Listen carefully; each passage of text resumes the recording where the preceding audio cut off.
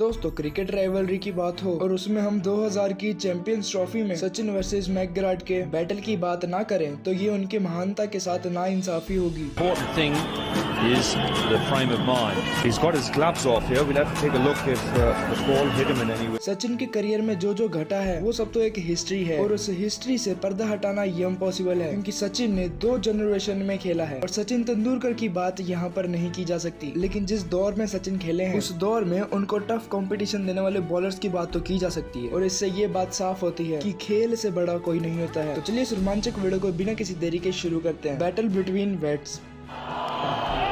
Edge this time. God, that's out. That's in the air. He could be out for here.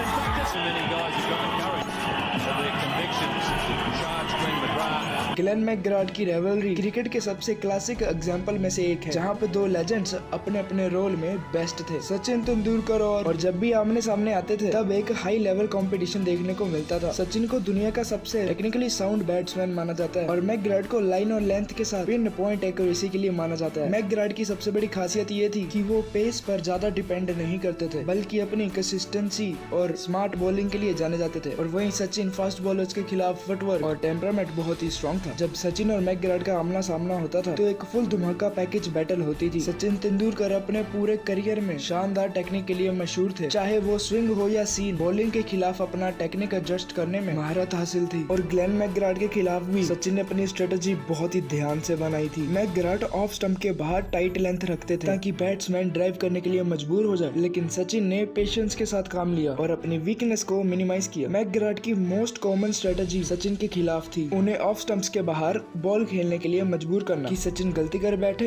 और as कर जाए, लेकिन सचिन उनका strategy समझ जाते हैं और ऑफ स्टंप की बाहर वाली बॉलों को वो लीव करने लगते हैं, छोड़ने लगते हैं और सिर्फ उन बॉलों पर शॉट खेलते हैं जो मिडल और लेग स्टंप के बीच थी, जिससे मैकग्राथ की स्ट्रेटेजी न्यूट्रलाइज हो गई। अब उन्हें एडजस्ट करना था। मैकग्राथ के पास डेडली बाउंसर मारने की क्षमता भी थी और उनकी बाउंसर से सचिन के लिए एक चुनौती थी। सचिन ने उनकी बाउंसर का सामना करने के लिए हुक और पुल शॉट का खूब इस्तेमाल किया और कई बार मैकग्राथ की शॉर्ट बॉल्स पर बाउंड्रीज लगाई, जिससे ग्लेन मैकग्राथ को अपनी लेंथ में बदलाव करना पड़ा। खास करके 2001 की बॉर्डर गावस्कर ट्रॉफी में सचिन ने मैकग्राथ की बाउंसर्स को शानदार तरीके से टैकल किया, लेकिन अफसोस ये है कि काश 2003 के फाइनल में खैर की उन जख्मों को याद रखना। आगे बढ़ते हैं। सचिन का एक और की टैक्टिक था जिसमें बैटिंग की शुरुआत में ज्यादा रिस्क ना ले और उन्होंने कई बार अपने आप को इनिशियल ओवर्स में डिफेंसिव खेलते हुए खुद को सेट किया ताकि मैकग्राथ की लाइन और लेंथ को पढ़ सके और जैसे ही वो कंफर्टेबल होते सचिन अपने अटैकिंग गेम पर लौट आते और बाउंड्री की मदद से प्रेशर कम करते। ग्लेन मैकग्राथ के खिलाफ सचिन की ये स्ट्रेटेजी बहुत ही अच्छी रही। मैकग्राथ के पास कुछ स्पेशल दाव भी होते थे जिसके चलते कई बार मैकग्राथ ने सचिन को आउट किया। ग्लेन मैकग्राथ ने सचिन के खिलाफ 9 टेस्ट मैचों में गेंदबाजी करी है और 4 बार सचिन तेंदुलकर को आउट किया है और सचिन की इनके खिलाफ एवरेज है 22 की। और एक मैच का वाक्य भी है, सचिन तेंदुलकर मिडल गार्ड लेकर बैटिंग कर रहे थे और मैकग्राथ के आते ही उन्होंने लेग स्टंप गार्ड ले लिया और मैकग्राथ जानते थे सचिन जैसे वर्ल्ड क्लास बैट्समैन को सिर्फ बॉलिंग से नहीं हराया जा सकता और उन्हें सचिन के दिमाग से भी खेलना होता था। मैकग्राथ ने अक्सर सचिन के खिलाफ स्लेजिंग का इस्तेमाल किया ताकि वो सचिन को डिस्ट्रैक्ट कर सके। हालांकि इस स्ट्रेटेजी का जवाब भी सचिन ने बहुत ही अच्छी तरह से दिया, बॉल पर फोकस कर और रन जड़कर। मैकग्राथ के पास एक और स्ट्रेटेजी थी, शॉर्ट बॉल्स और बाउंसर्स का इस्तेमाल। हालांकि मैकग्राथ रो पेस के लिए नहीं जाने जाते थे, लेकिन उन्होंने कई बार शॉर्ट डिलीवरी के साथ सचिन को ट्रेवल किया और उनकी बाउंसर सटीक होती थी। मैकग्राथ की स्किल सिर्फ कंसिस्टेंसी और लाइन एंड लेंथ रखने में नहीं थी बल्कि उन्होंने अपने लेंथ को भी मौके के हिसाब से एडजस्ट किया। जब वो सचिन को लेंथ डिलीवरी पर परेशान नहीं कर पाते थे तब उन्होंने बेहद ही शॉर्ट बॉल का इस्तेमाल करा और सचिन अनकंफर्टेबल हो जाते और एक बार Sachin shoulder before the wicket भी आउट हो गए थे।